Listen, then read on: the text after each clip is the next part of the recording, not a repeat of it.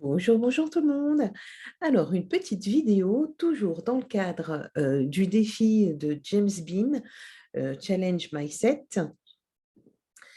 et donc dans le cadre des 5 énergies, donc la bienveillance, l'espoir, l'audace, la prospérité et l'enthousiasme.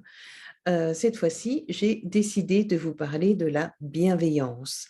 Alors, qu'est-ce que c'est que la bienveillance? Pour moi, il y a bien et veillance, donc veille. Donc, on veille sur quelqu'un et on le fait bien, avec douceur, bienveillance, etc. Et c'est une énergie qui peut me caractériser aussi parce que je pense être quelqu'un de bienveillant envers autrui.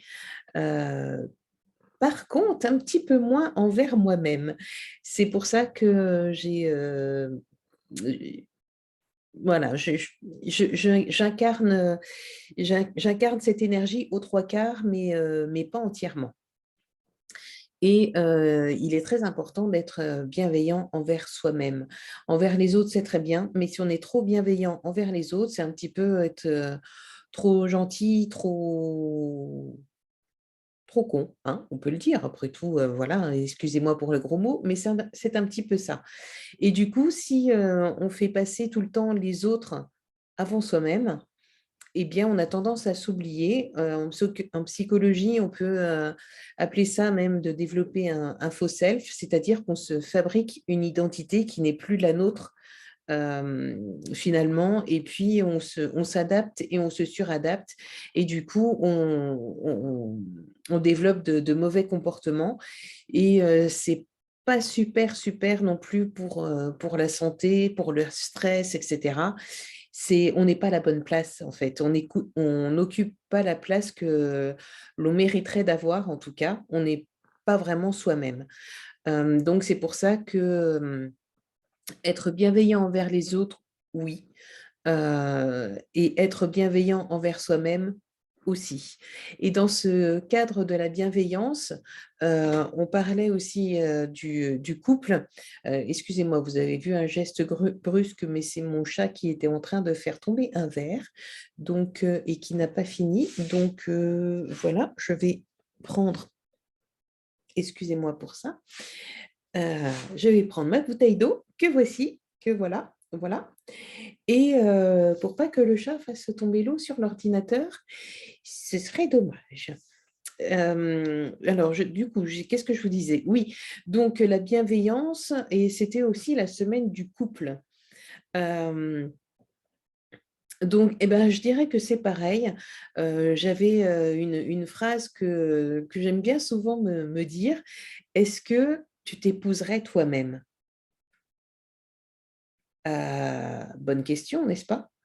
Est-ce que tu serais quelqu'un d'autre, une autre personne que toi, tu déciderais, oui, oui, je vais vivre avec cette personne-là, elle est bien, elle est tip-top, elle a toutes les qualités, tous les comportements qu'il faut, etc.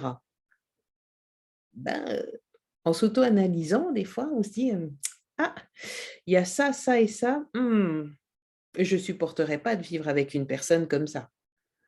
Donc, si on se dit ça, c'est qu'on a un petit travail à faire sur soi pour les personnes célibataires, avant de trouver son chéri. Et même les personnes en couple, elles peuvent très bien avoir le même raisonnement et se remettre en question, et c'est OK.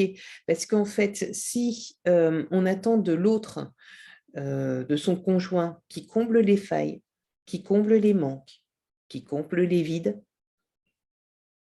c'est pas bon.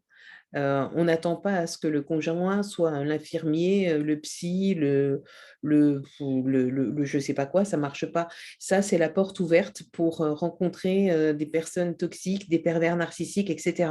Parce que ces personnes-là vont sentir la faille en vous et vont se dire, ah tiens, la belle aubaine, et vont profiter de vos faiblesses. Et on retrouvera un espèce de scénario où vous ferez tout pour faire plaisir à la personne et vous vous oublierez totalement. Et puis les manques, les vides, etc., ils ne seront pas forcément comblés non plus.